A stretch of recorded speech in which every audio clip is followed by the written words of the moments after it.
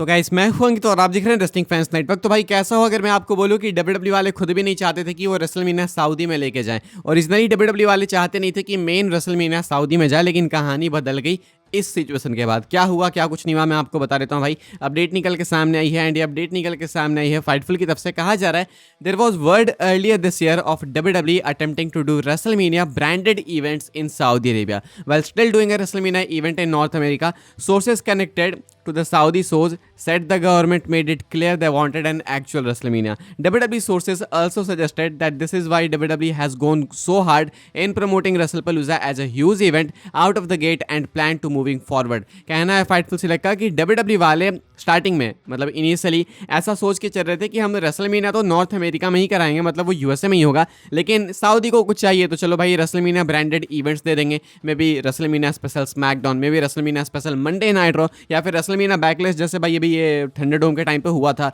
वैसे ही दे सकते हैं। रेसलमीनिया क्राउन जूल कुछ ऐसा दे देते हैं, या तो हो सकता था भाई कि कुछ अलग अलग फेस्टिविटीज अनाउंस कर देते सऊदी के लिए। ये डब्ल्यूडब्ल्यू ने पहले सोच के रखा था, लेकिन बाद में सऊदी वालों ने साफ बोला, सऊदी की गवर्नमेंट ने, कि भाई देखो हमें चाहिए एक्चुअल रेसलमीनिया है, ये अपने ढकोसले तुम अपने पास रखो, हमें चाहिए एक्चुअल वाली मेनिया, हम पैसे देने को तैयार हैं तो चुपचाप लेके आ जाओ।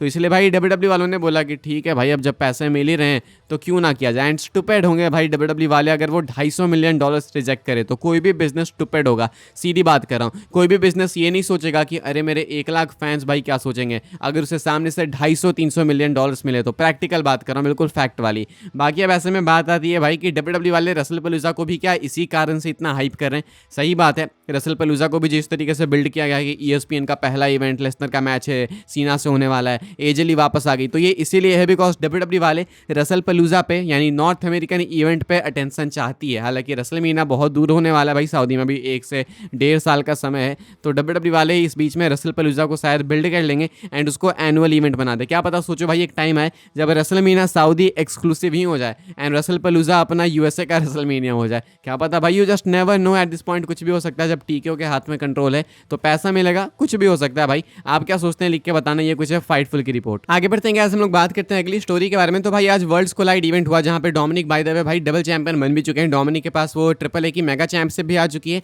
एंड वो अपने यूएस चैंपियन तो हैं ही, तो कांग्रेचुलेशंस टू डोमिनिक। लेकिन इस शो में भाई एक और काफी इंपॉर्टेंट चीज हुई एंड वो ये हुआ कि भाई जब डब्ल्यूडब्ल्यू वालों ने रेसलमीनिया 43 के एडवर्टाइजमेंट को दिखाया कि हमने तो भाई देखो अनाउंस कर दिया सऊदी के लिए। बेसिकली जब इन्होंने अनाउंसमेंट दिखाई कि रेसलमीनिया 43 सऊदी से होगा तो फैंस एक्सप्लोड हो गए भाई, उन्होंने बू करना चालू कर दिया। अब फुटेज निकल के सामने ही है, प्रॉपर ये फैन कैम वाली फुटेज यानी कि फैंस ने रिकॉर्ड किया है, तो ये मैं फुटेज आपको दिखा सकता हूँ एंड बस आप इस फुटेज को देखना एंड ऑडियो को सुनना।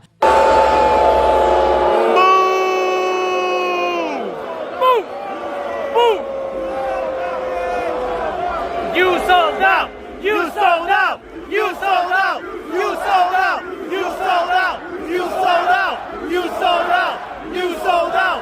You sold out! तो भाई आपने ये फुटेज देखी होगी, ऑडियो आपने सुनी होगी, तो क्राउड भाई बिल्कुल भी खुश नहीं है इस वाले डिसीजन से। मतलब फैंस जो हैं, चाहे वो AAA देखें चाहे डब्ल्यूडब्ल्यू देखें, मैक्सिकन फैंस हो या फिर यूएस के फैंस हो, वो खुश नहीं है। एंड स्पेशली अगर कोई खुश नहीं है तो वो यूके के फैंस, उन्हें चाहिए था कि रेसलमीनिया पहले उनके पास आए, तो वो तो बेचारे बिल्कुल नहीं खुश है। लेकिन मैं इस चीज़ को कभी भी एडवोकेट नहीं करूँगा कि आप अगर सिर्फ एक पर्टिकुलर रीजन के फैन हो तो आप ज़्यादा डिजर्व करते हो। सिंपल सी बात है, बिडिंग वाली बात है, तो भाई आप बिड नहीं कर पाए उतना, सऊदी ने ज़्यादा बिड कर दिया तो वो डिजर्व करते हैं यार, वो वाली बिजनेस वाली बात है। तो ऐसे में देख लो भाई कि कितनी ज़्यादा हेटरेड है डब्ल्यूडब्ल्यू फैंस के बीच में, चाहे वो यूके के डब्ल्यूडब्ल्यू फैंस हो या फिर हेटरेड भी नहीं बोलूँगा यार, ये तो क्रिटिसिज्म हुआ ना, इसको हेटरेड कैसे बोल सकते हैं। मतलब ये एक चीज़ है जो कि लोग नहीं चाहते थे।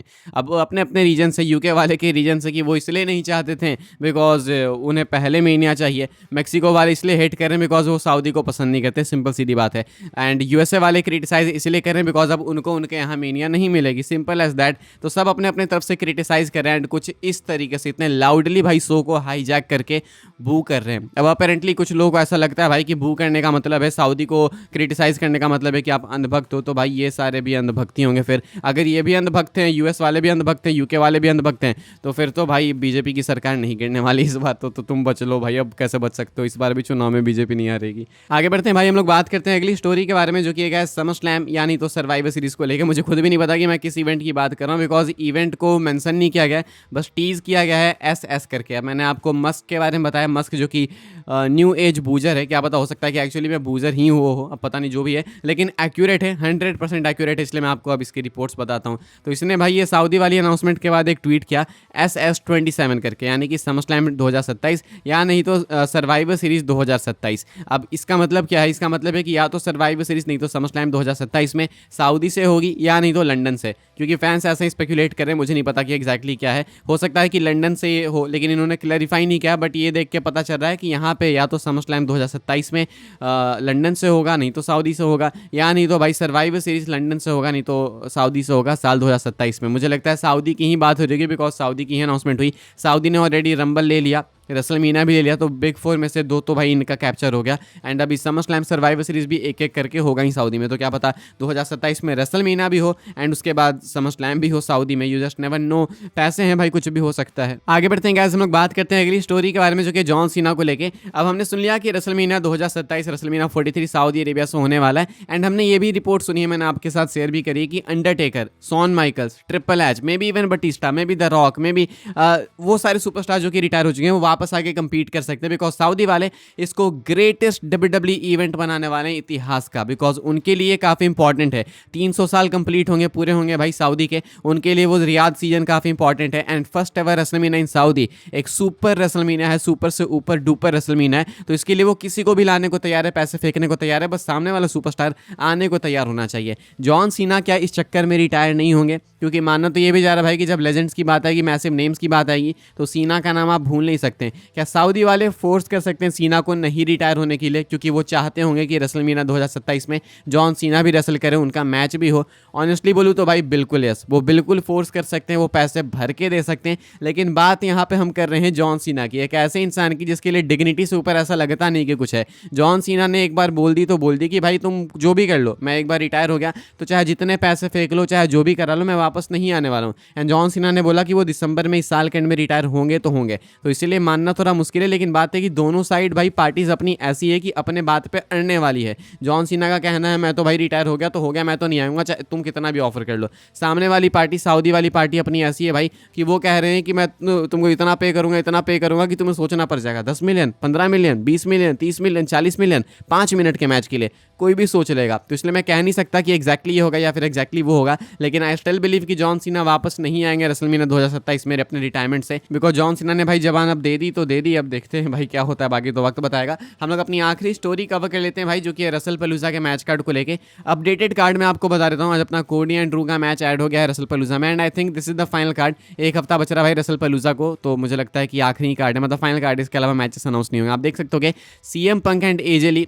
वर्सेस रॉलिंस एंड बेकी का मैच आपको देखने को मिलेगा। ये मिक्स टैग टीम मैच आपको देखने को मिलेगा। AJ ली का पहला मैच होने वाला है ये 10 साल बाद, यानी एक डेकेड बाद।